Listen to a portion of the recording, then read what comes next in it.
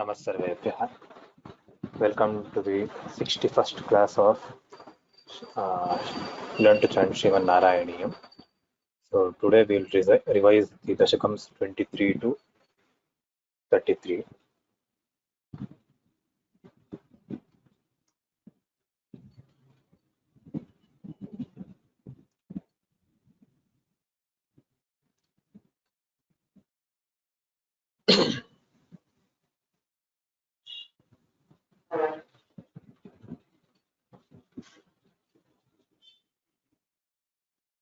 गुरुरेव गतिर्गुरुमेव भजे गुरुणैव सहास्मि नमो गुरवे न गुरोः परमं शिशुरस्मि गुरोः मतिरस्ति गुरौ मम पाहि गुरो श्रीकान्तो मातुलो यस्य जननी सर्वमङ्गला जनकः शङ्करो देवः तं वन्दे कुञ्जराननं पीताम्बरं करविराजितशङ्खचक्रकौमोदकी सरसिजं करुणासमुद्रं राधासहातमतिसुन्दरमन्दहासं वातालयेशमनिशं हृदि भावयामि. Rishita and Arjun start with 23rd Dashaka. अथ त्रयोविंशतितमं दशकम् प्राचेतसस्तु भगवन्नपरो हि दक्षः त्वत्सेवनं व्यधितसर्गविवृद्धिकामः आविर्बभूविथ तदा लसदष्टबाहुः तस्मै वरं दधिथ ताञ्च वधूमसिक्नीम् तस्यात्मजास्त्वयुतमीश पुनः सहस्रं श्रीनारदस्य वचसा तव मार्गमापुः नैकत्र वा समृषये च मुमोच शापं भक्तोत्तमस्त्वृषिरनुग्रहमेव मेने. षष्ट्या ततो दुहितृभिः सृजतः कुलौघान् दौहित्रसूनुरथ तस्य स विश्वरूपः त्वत्स्तोत्रवर्मितमजापयदिन्द्रमाजौ देवत्वदीयमहिमा खलु सर्वजैत्रः प्राक्षूरसेन विषये किल चित्रकेतुः पुत्राग्रही नृपतिरङ्गिरसः प्रभावात् लब्ध्वैकपुत्रमथ तत्र हते सपत्नी सङ्ख्यैरमुह्यदवशस्तव माययासौ. तन्नारदस्तु सममङ्गिरसादयालुः सम्प्राप्य तावदुपदर्श्य सुतस्य जीवम् कस्यास्मि पुत्र इति तस्य गिरा विमोहम् त्यक्त्वा त्वदर्चन विधौ नृपतिन्ययुङ्क्त स्तोत्रं च मन्त्रमपि नारदतोऽथ लब्ध्वा तोषाय शेषवपुषो ननु ते तपस्यन् विद्याधराधिपतितां स हि सप्तरात्रे लब्ध्वाप्यकुण्ठमतिरन्वभजद्भवन्तम्. तस्मै मृणालधवलेन सहस्रशीर्ष्णा रूपेण बद्धनुतिसिद्धगणावृतेन प्रादुर्भवन्न चिरतो नुतिभिः प्रसन्नः दत्त्वात्मतत्त्वमनुगृह्य तिरोदधाथ त्वद्भक्तिमौलिरथसोऽपि च लक्षलक्षं वर्षाणि हर्षुलमना भुवनेषु कामं सङ्गापयन् गुणगणं तव सुन्दरीभिः संगातिरेकरहितो ललितं चचार अत्यन्तसङ्गविलयाय भवत्प्रणुन्नः नूनं सरूप्य गिरिमप्यमहत्समाजे निःशङ्कमङ्ककृतवल्लभमङ्गजारिं तं शङ्करं परिहसन्नु मयाभिषेपे। निःसम्भ्रमस्त्वयमयाचितशापमोक्षः वृत्रासुरत्वमुपगम्य सुरेन्द्रयोधी भक्त्यात्मतत्त्वकथनैः समरे विचित्रम्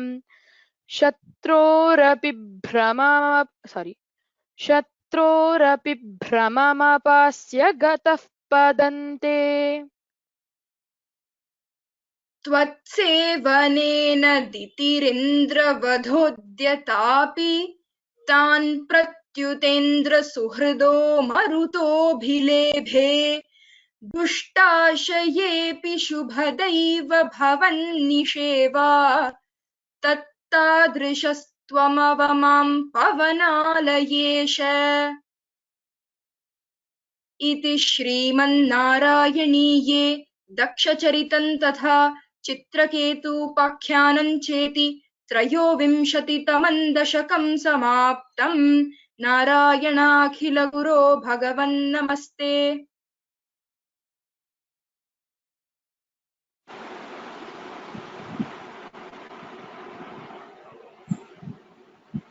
अथ चतुर्विंशतितमं दशकम्. Am I audible? Yes, Bhagwan.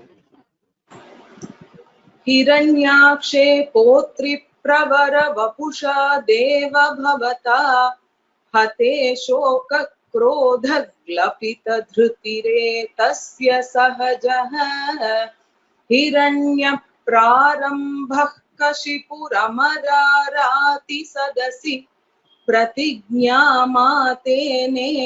तव किल वधार्थं मधुरिपो विधातारं घोरं स खलु तपसि त्वा न चिरतः पुरः साक्षात् कुर्वन् सुरनरमृगाद्यैरनिधनं वरं लब्ध्वा दृप्तो जगदिह भवन्नायकमिदं परिक्षुन्दन्निन्द्रादहरत दिवं त्वामगणयन् निहन्तुं त्वां भूयस्तव पदमवाप्तस्य च रिपोः बहिर्दृष्टेरन्तर्दधित हृदये सूक्ष्मवपुषा नदन् उच्चैस्तत्राप्यखिल भुवनान्ते च मृदयन् धिया यातं मत्वा स खलु जितकाशीनिववृते ततोऽस्य प्रह्लादः समजनिसुतो गर्भवसतौ मुनेर्पीणापाणेरधिगत भवद्भक्तिमहिमा स वै जात्या दैत्यः शिशुरपि समेत्य त्वजिरतिं गतस्त्वद्भक्तानां वरद परमोदाहरणताम् सुरारीणां हास्यं तव चरणदास्यं निजसुते सदृष्ट्वा दुष्टात्मा गुरुभिरशिक्षच्छिरममुं गुरुप्रोक्तं चासाविदमिदमभद्राय दृढमित्यपाकुर्वन् सर्वं तव चरणभक्त्यैव बवृधे अधीतेषु श्रेष्ठं किमिति परिपृष्टेऽथ तनये भवद्भक्तिं वर्याम् अभिगदति पत्याकुलधृतिः गुरुभ्यो रोषित् वा सहजमतिरस्येत्यभिविदन् वधोपायानस्मिन् व्यतनुत भवत्पादशरणे सशूलैराविद्धः सुबहुमथितो दिग्गजगणैः महासर्पैर्दष्टोऽप्यनशनगराहारविधुतः गिरीन्द्रावक्षिप्तोऽप्यहः परमात्मन्नयि विभो त्वयि न्यस्तात्मत्वात् किमपि न निपीडामभजत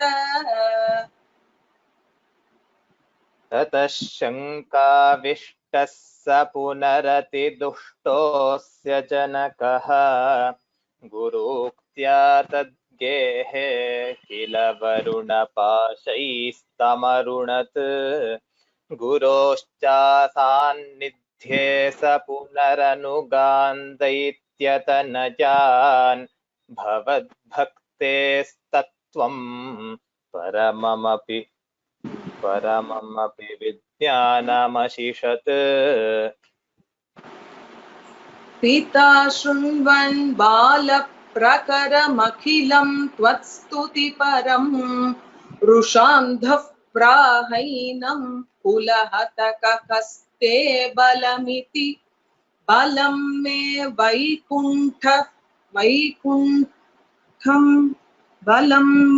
वैकुण्ठस्तव च जगतां चापि सबलं स एव त्रैलोक्यं सकलमिति धीरोऽयमगदीत्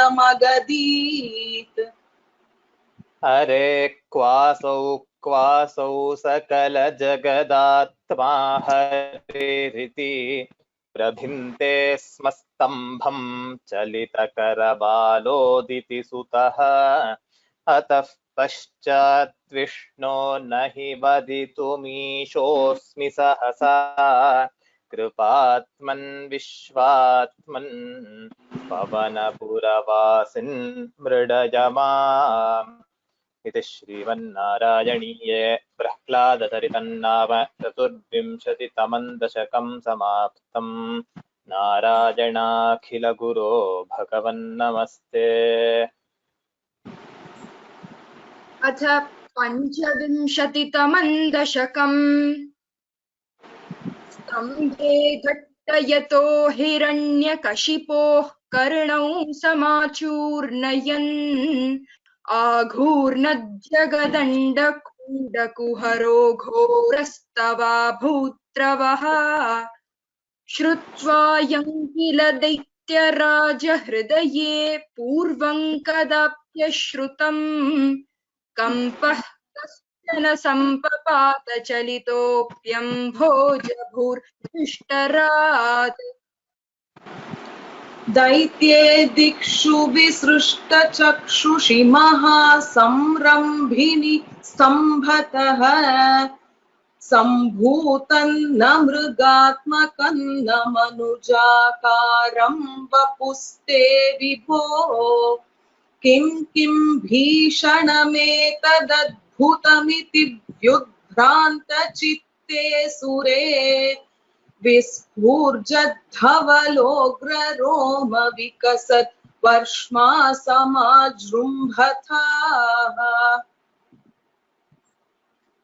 तप्तस्वर्णसवर्णघूर्णदतिरुक्षाक्षं सटाकेसरप्रोत्कम्पप्रनिकुम्बिताम्बरमहो जीयात्तवेदं वपुः व्याप्तव्याप्तमहादरी सखमुखं खड्गोग्रवल्गन्महाजिह्वा निर्गमदृश्यमानसुमहा दंष्ट्रायुगोड्डामरम्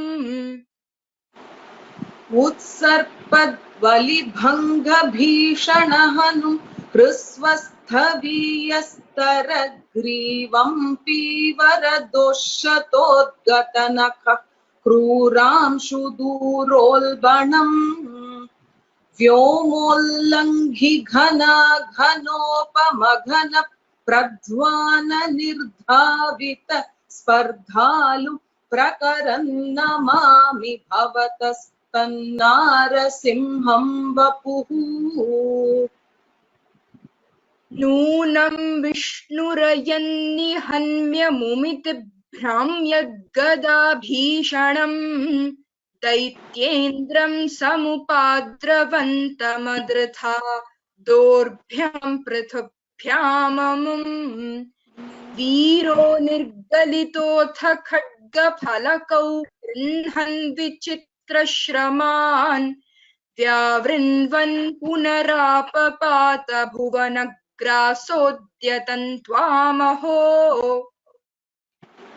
भ्राम्यन्तं दितिजाधमं पुनरपि प्रोद्गृह्य दोर्भ्याञ्जवात् द्वारे थोरुयुगे व्युत्खाय वक्षो भुवि निर्भिन्दन्नधिगर्भनिर्भरगलत् रक्ताम्बुबद्धोत्सवम् पायं पायमुदैरयो बहुजगत्संहारि सिंहारवान्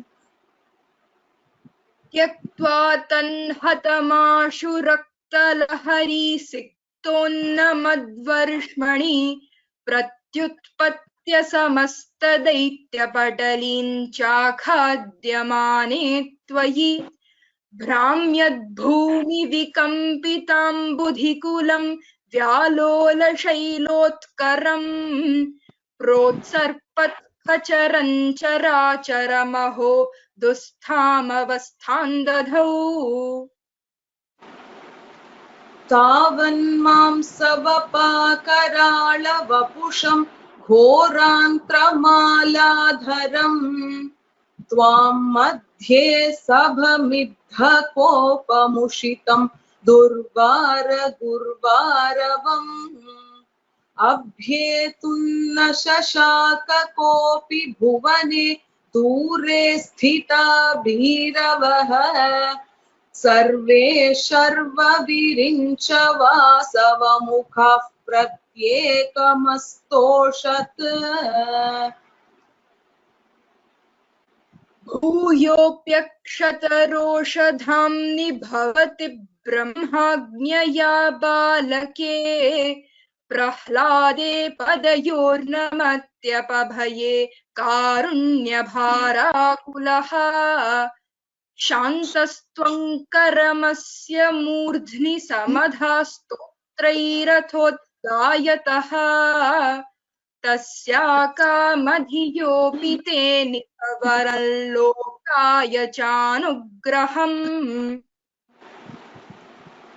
एवं नाटितरौद्रचेष्टित विभो श्रीतापनीयाभिध श्रुत्यन्तस्फुटगीत सर्वमहिमन् अत्यन्तशुद्धाकृते तत्तादृङ्निखिलोत्तरं पुनरहो कस्त्वां परोल्लङ्घयेत् प्रह्लाद प्रिय हे मरुत्पुरपते सर्वामयात् पाहि माम् इति श्रीमन्नारायणीये नरसिंहावतारं नाम पञ्चविंशतितमं दशकं समाप्तम् नारायणाखिल गुरो भगवन् नमस्ते।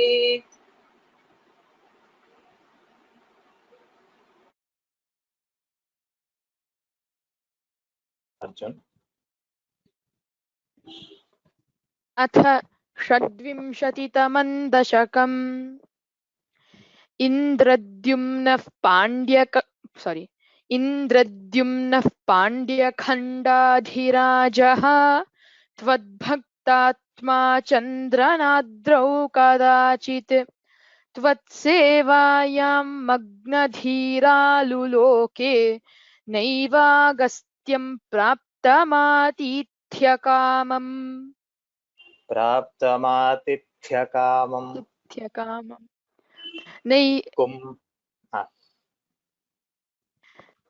नैवागस्त्यं प्राप्तमातिथ्यकामम्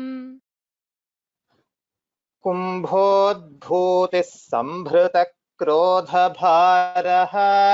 स्तब्धात्मा त्वं हस्तिभूयं भजेति शप्त्वाथैनं प्रत्यगात्सोऽपि लेभे हस्तीन्द्रत्वं त्वत्स्मृतिव्यक्तिधन्यम्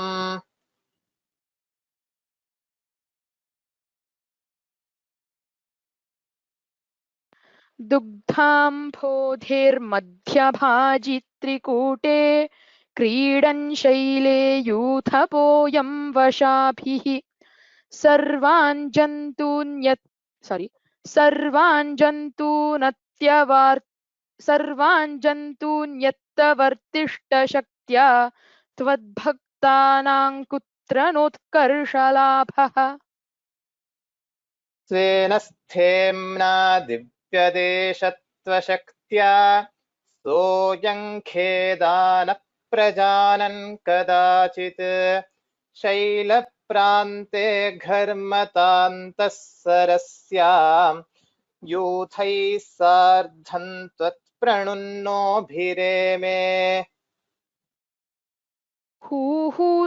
हुहुस्तावद्देवलस्यापि शापात् ग्राहीभूतस्तज्जले वर्तमानः जग्राहैनं हस्तिनं पाददेशे शान्त्यर्थं हि श्रान्तिदोषि स्वकानाम् त्वत्सेवाजा वैभवाद्दुर्निरोधं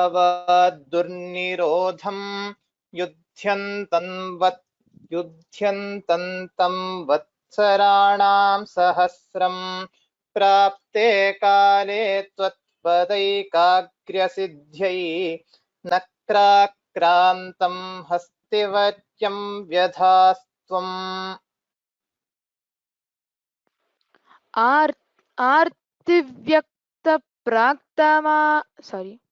आर्तिव्यक्तप्राक्तनज्ञानभक्तिः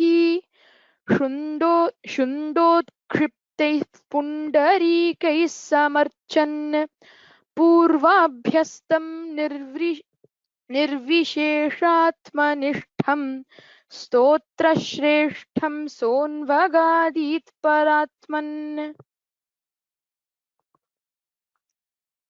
श्रुत्वा स्तोत्रं निर्गुणस्थं समस्तं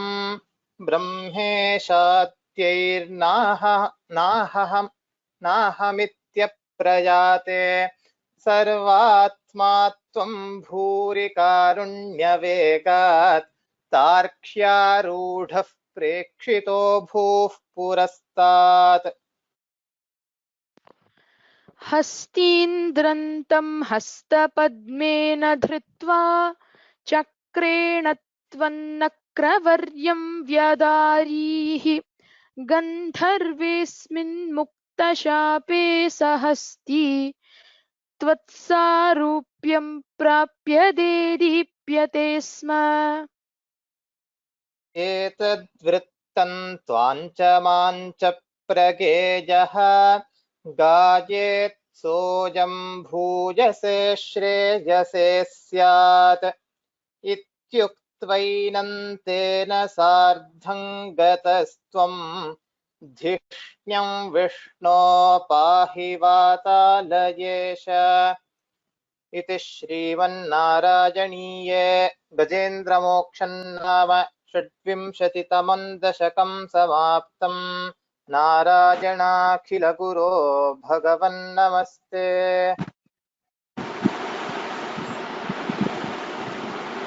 अथ सप्तविंशतितमं दशकं दुर्वासासुरवनिताप्तदिव्यमाल्यं शक्राय स्वयमुपदाय तत्र भूयः नागेन्द्रप्रतिमृदिते शशापशक्रं काक्षान्तिस्त्वदितरदेवतांशजानाम् शापेन प्रथितजरेऽथ निर्जरेन्द्रे देवेष्वप्यनुग्रहं निरृप्यसुरजितेषु निष्प्रभेषु सर्वाद्याः कमलजमित्य सर्वदेवाः निर्वाणप्रभवसमं भवन्तमापुः।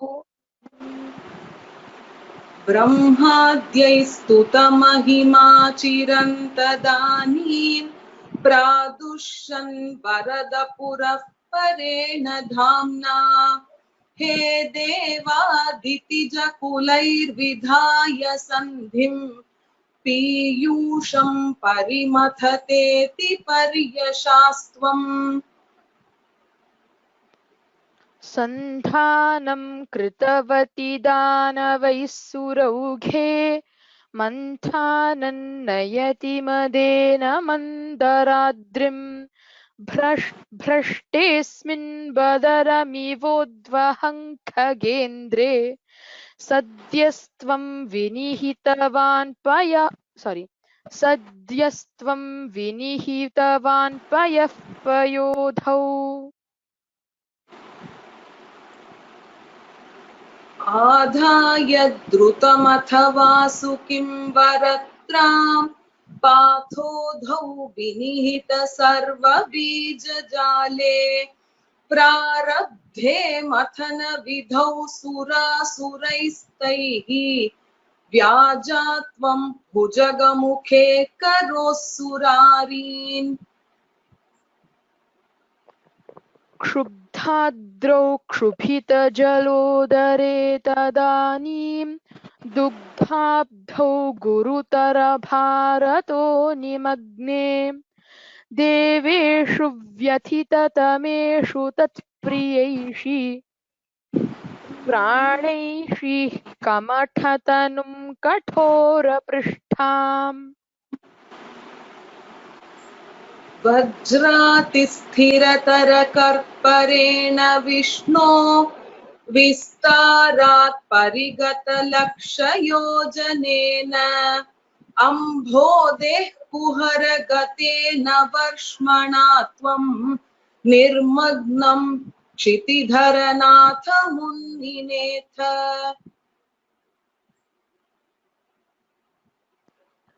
उन्मग्ने झटिति तदा धराधरेन्द्रे निर्मेथुर्दृढमिह सम्मदेन सर्वे आविश्यद्वितयगणेऽपि सर्पराजे वैवश्यं परिशमयन्न विवृधस्तान्। उद्दामभ्रमणजवोन्नमद्गिरीन्द्रन्यस्तैकस्थिरतरहस्तपङ्कजं त्वाम् अभ्रान्ते विधिगिरिशादयः प्रमोदात् उद्भ्रान्तानुनुवुरुपात्तपुष्पवर्षाः।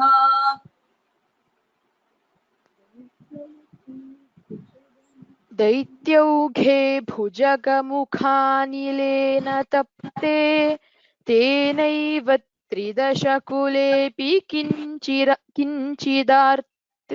किञ्चिदार्ते कारुण्यात्तव किल देववारिवाहाः प्रावर्षन्नमरगणान्न दैत्यसङ्घान्। उद्भ्राम्यद्बहुतिमिनक्रचक्रवाले तत्राब्धौ चिरमथितेऽपि निर्विकारे एकस्त्वं करयुगकृष्टसर्पराजः सम्राजन् पवनपुरेश पाहि रोगात्। इति श्रीमन्नारायणीये क्षीराब्धिमथनं तथा कूर्मावतारं चेति सप्तविंशतितमं दशकं समाप्तम्। नारायणाखिल गुरो भगवन् नमस्ते।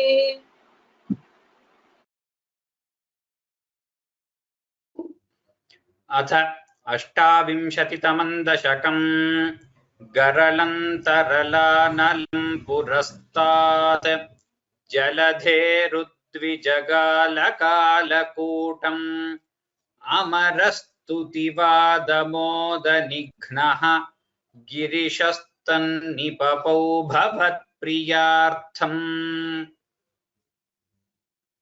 विमथत्सु सुरासुरेषु जाता सुरभिस्तामृषिषु न्यधास्त्रिधामन् हयरत्नमभूदथे भरत्नम् द्युतरुश्चाप्सरसः सुरेषु तानि जगदीश भवत्परा तदानीं कमनीया कमला बभूव देवी अमलामवलोक्ययां विलोलः सकलोऽपि स्पृहयां बभूव लोकः त्वयि दत्तहृदे तदैव देव्यै त्रिदशेन्द्रो मणिपीठिकां व्यतारीत् सकलोपहृताभिषेचनीयैः ऋषयस्तां श्रुतिगीर्भिरभ्यषिञ्चन् अभिषेकजलानुपातिमुग्धत्वदपाङ्गैरवभूषिताङ्गवल्लीं मणिकुण्डलपीतचेलहारप्रमुखैस्ताममरादयोन्बभूषन् वर्णस्रजमात्तभृङ्गनादां दधती सा कुचकुम्भमन्दयाना पदशिञ्जितमञ्जुनूपुरा त्वां कलितव्रीलविलासमाससाद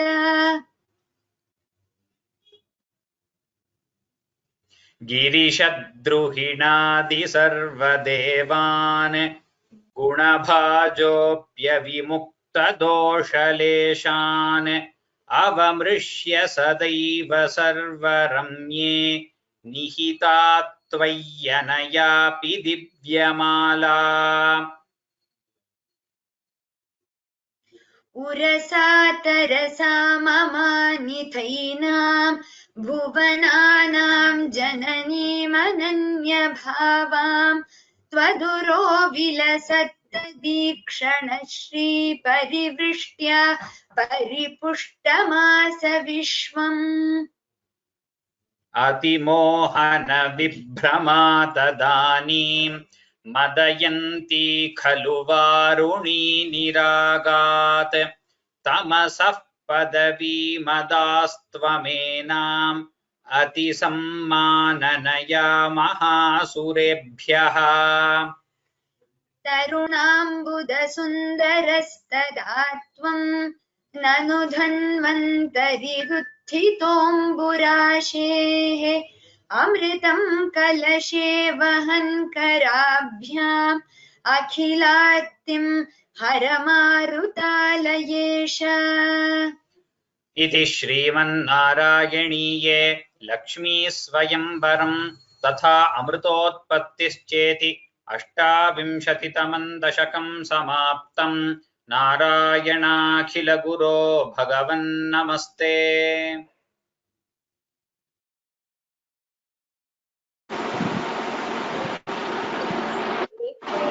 त्रिंशत्तमं दशकम् उद्गच्छतस्वकरादमृतं परत्सु दैत्येषु तान् शरणाननुनीय देवान् सद्यस्तिरोदधितदेव भवद्भावात् उद्यत्स्वयुत्यकलहादितिजा बभूवुः।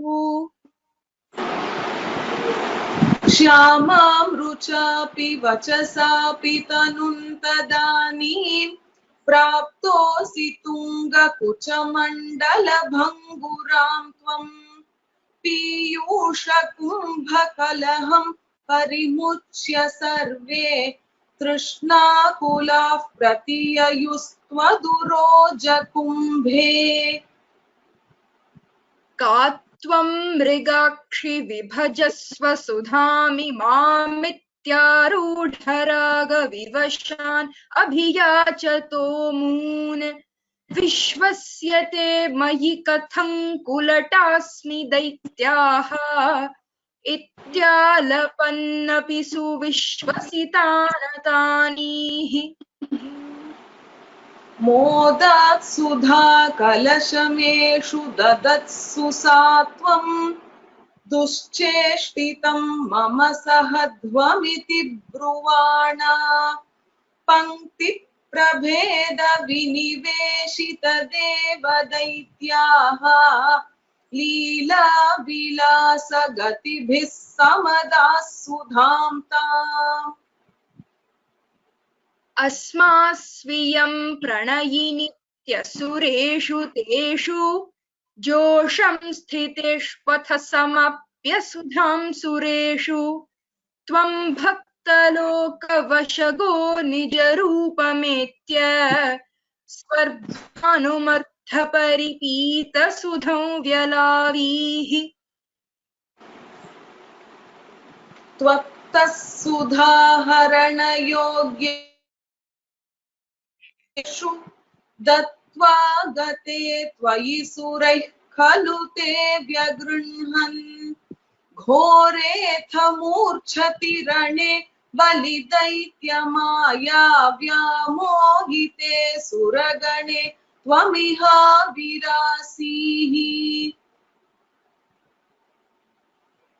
त्वङ्कालनेमिमथ मालिमुखाञ्जघन्थ शक्रो जघान बलिजं भवलान् सपाकान् शुष्कार्द्रदुष्करवधेन मुचौ चलूने फेनेन नारदगिरा न्यरुणो रणन्त्वम्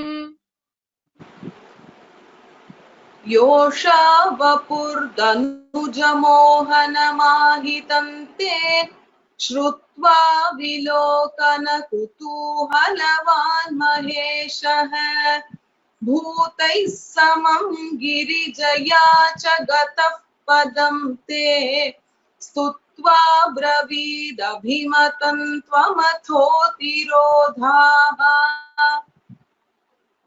आरामसीमनि च कन्दुकघातलीलालोलायमाननयनां कमनीं मनोज्ञां त्वामेष वीक्ष्य विगलद्वसनां मनोभूवेगादनङ्ग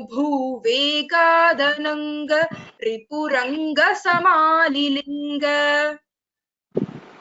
भूयोऽपि विद्रुतवतीमुपधाव्य देवः वीर्यप्रमोक्ष विकसत्परमार्थबोधः त्वन्मानितस्तव महत्त्वमुवाच देव्यै तत्तादृशस्त्वमववात निकेतनाथ इति श्रीमन्नारायणीये मोहिन्यवतारं नाम एकोनत्रिंशतितमं दशकं समाप्तम् नारायणाखिल गुरो भगवन् नमस्ते।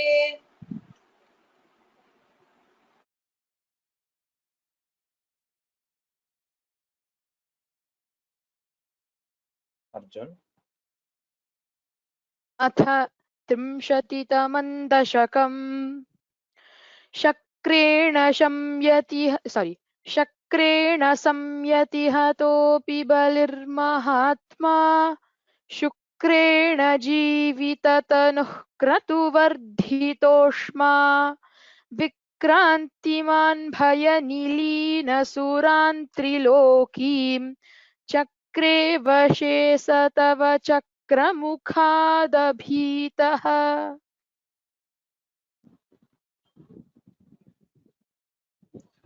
पुत्रार्तिदर्शनवशादतिथिर्भिषण्णा सङ्काश्यपन्निजपतिं शरणं प्रपन्ना त्वत्पूजनं तदुदितं हि पयोव्रताख्यं साद्वादशाहमचरत् त्वयि भक्तिपूर्णा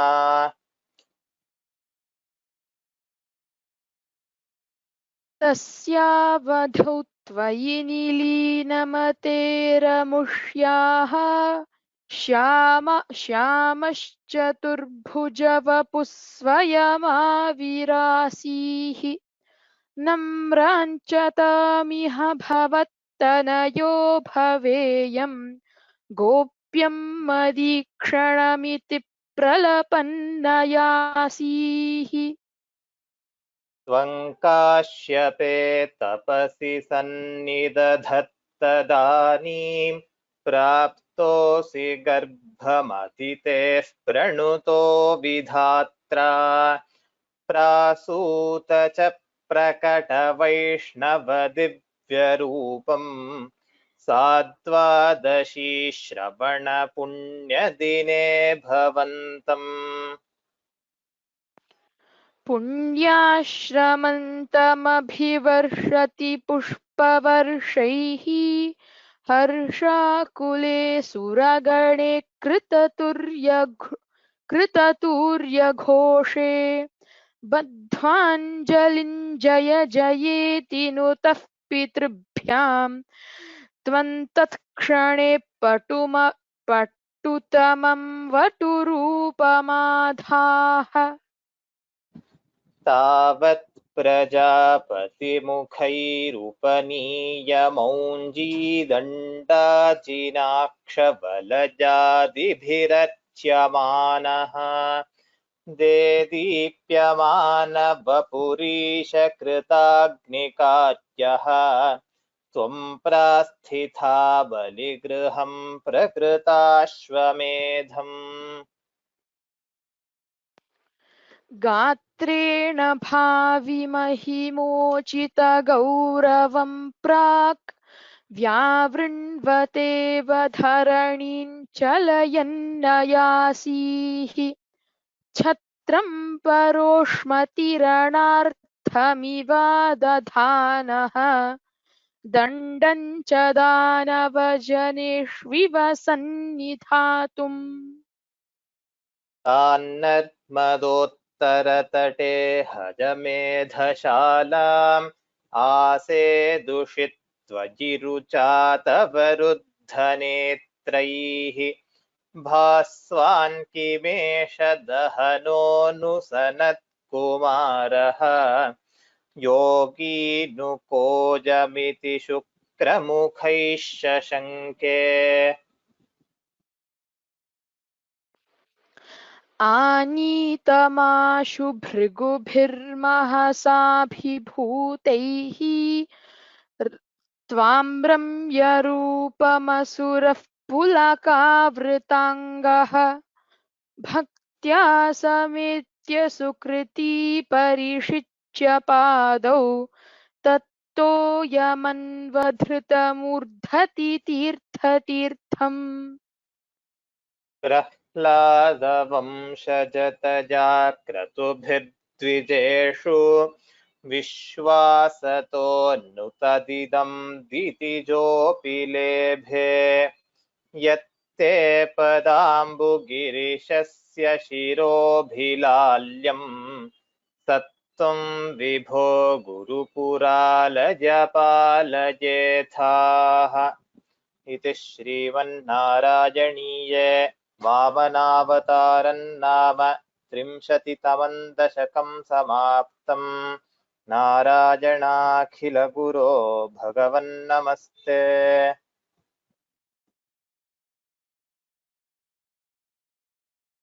अथ 31तमं दशकम्।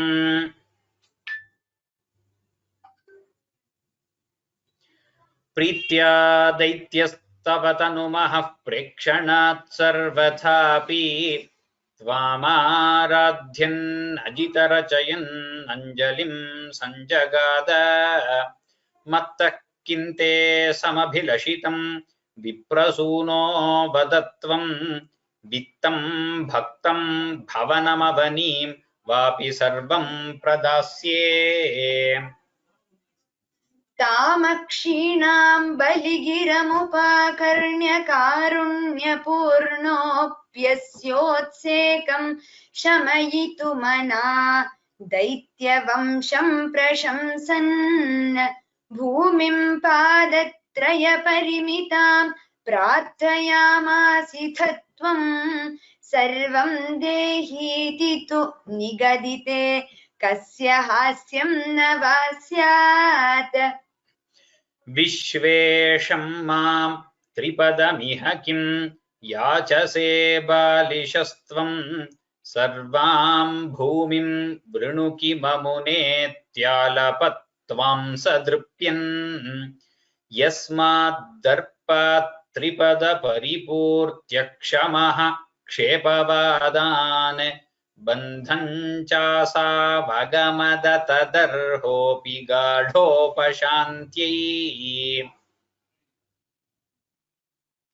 पादत्रय्या यदि न मुदितो दिष्टपैर्नापि तुष्येत् इत्युक्तेऽस्मिन् वरद भवते दातु कामेऽथ तोयम् दैत्याचार्यस्तव खलु परीक्षार्थिनः प्रेरणात्तम् मामादेयं हरिरयमिति व्यक्तमेवाबभाषे। याचत्येवं यदि स भगवान् पूर्णकामोऽस्मि सोऽहं दास्याम्येव स्थिरमिति वदन् काव्यशब्दोऽपि दैत्यः विन्ध्यावल्या निजदयितया दत्तपाद्याय तुभ्यं चित्रं चित्रं सकलमपि स प्रार्पयत्तोयपूर्वम् निस्सन्देहं दितिकुलपतौ त्वय्यशेषार्पणं तत् व्यातन्वाने मुमुचुर्षयः सामराः पुष्पवर्षम् दिव्यं रूपं तव च तदिदं पश्यतां विश्वभाजाम् उच्चैरुच्चैरवृधदवधिकृत्य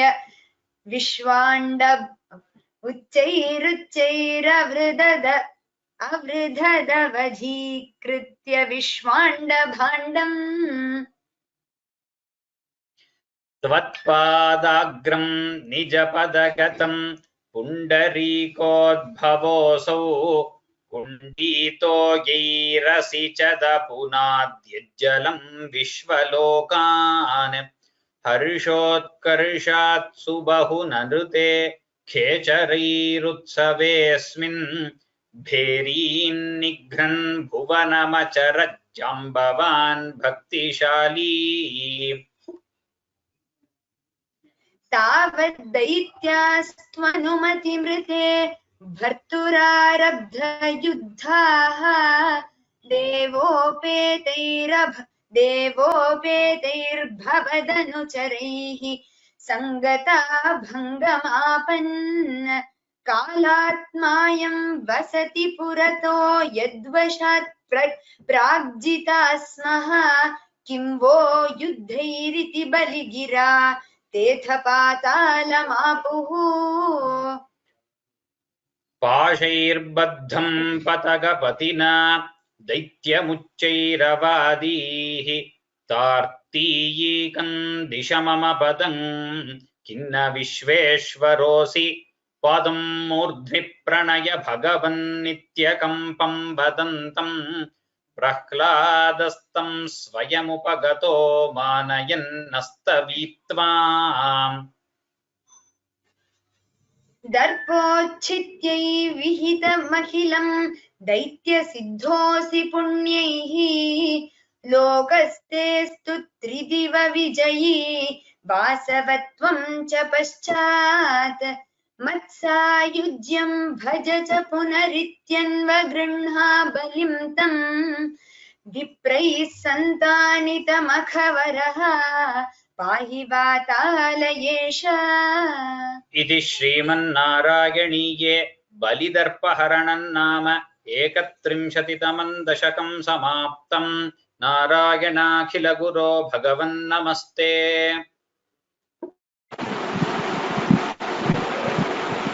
अथ 32तमं दशकम् पुरा हयग्रीवमहासुरेण षष्ठान्तरान्तोऽद्यतकाण्डकल्पे निद्रोन्मुखब्रह्ममुखाधृतेषु वेदेष्वदित्सः किल मत्स्य रूपम्।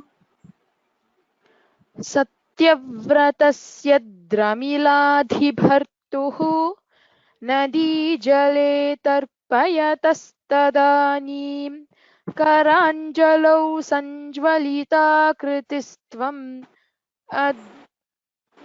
अदृश्यथाः कश्चन बालमीनः। क्षिप्तं जले त्वां चकितं विलोक्य निन्येऽम्बुपात्रेण मुनिस्वगेहम् स्वल्पैरहोभिः कलशीं च कूपं वापीं सरश्चानशिषे विभो त्वम्।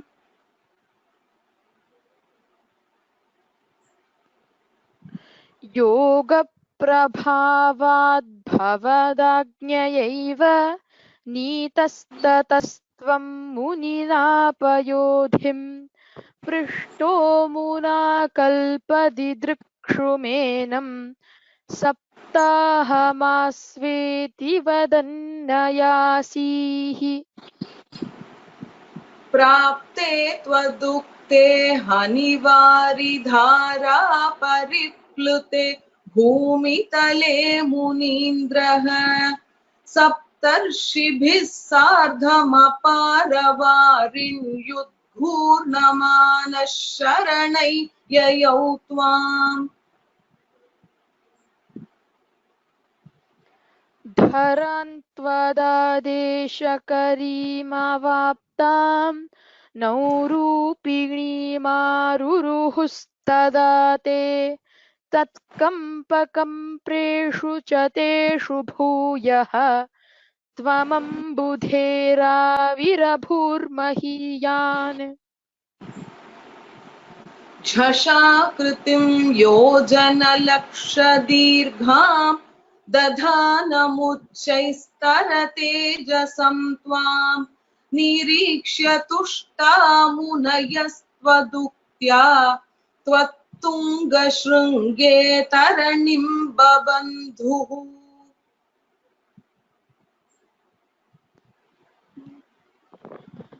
आकृष्टनौको मुनिमण्डलाय प्रदर्शयन्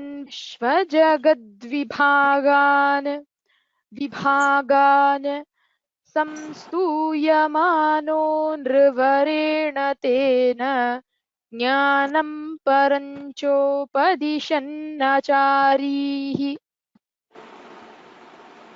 कल्पावधौ सप्तमुनीन् पुरोवत् प्रस्थाप्य सत्यव्रतभूमिपन्तम् वैवस्वताख्यं मनुमादधानः क्रोधाधयग्रीवमभिद्रुतो भूः।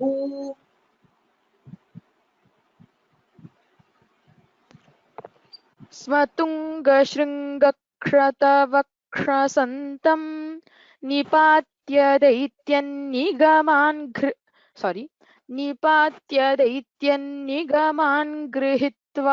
गृहीत्वा विरिञ्चये प्रीतहृदे ददानः प्रभञ्जनागारपते प्रपायाः।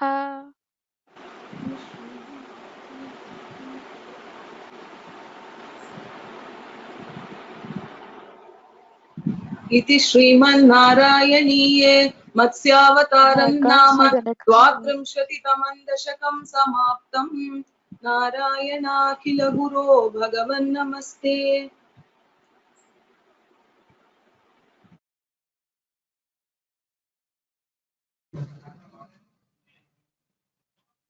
अथ त्रयस्त्रिंशत्तमं दशकम्। वैवस्वताख्यमनुपुत्र पुत्र नभागजात नाभागनामक नरेन्द्रसुतोऽम्बरीषः सप्तार्णवावृतमहीदयितोऽपि रेमे त्वत्सङ्गिषु त्वयि च मग्नमनाः सदैव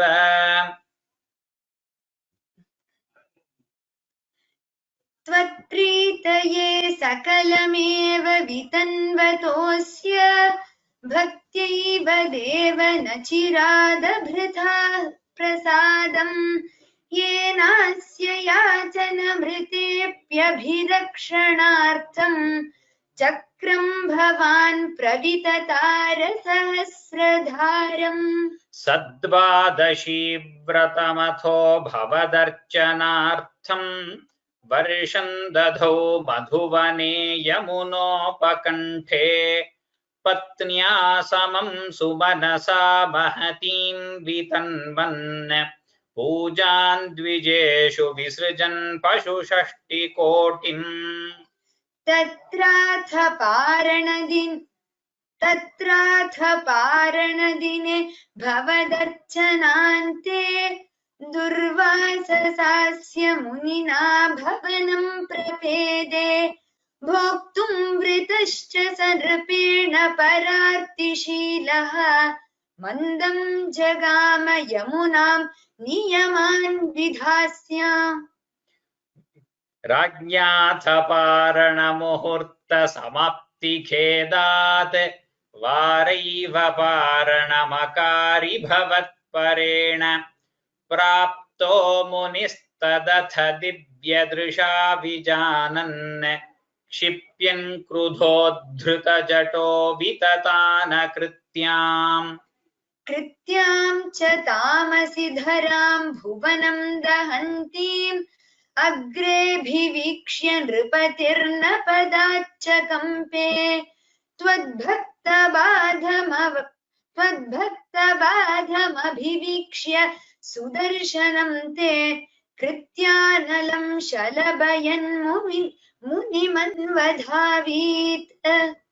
धावन्नशेषभुवनेषु भियास पश्यन् विश्वत्र चक्रमपि ते गतवान् विरिञ्चम् कः कालचक्रमतिलङ्घयतीत्यपास्तः शर्वं ययौ स च भवन्तमवन्दतैव भूयो भवन्निलयमेत्य मुनिं नमन्तम् प्रोचे भवानहमृषे ननु भक्तदासः ज्ञानं तपश्च विनयान्वितमेव मान्यम् याह्यम्बरीशपदमेव भजेति भूमन् तावत् समेत्य मुनिना स गृहीतपादः राजापसृत्य भवदस्त्रमसावनौषीत् चक्रे गते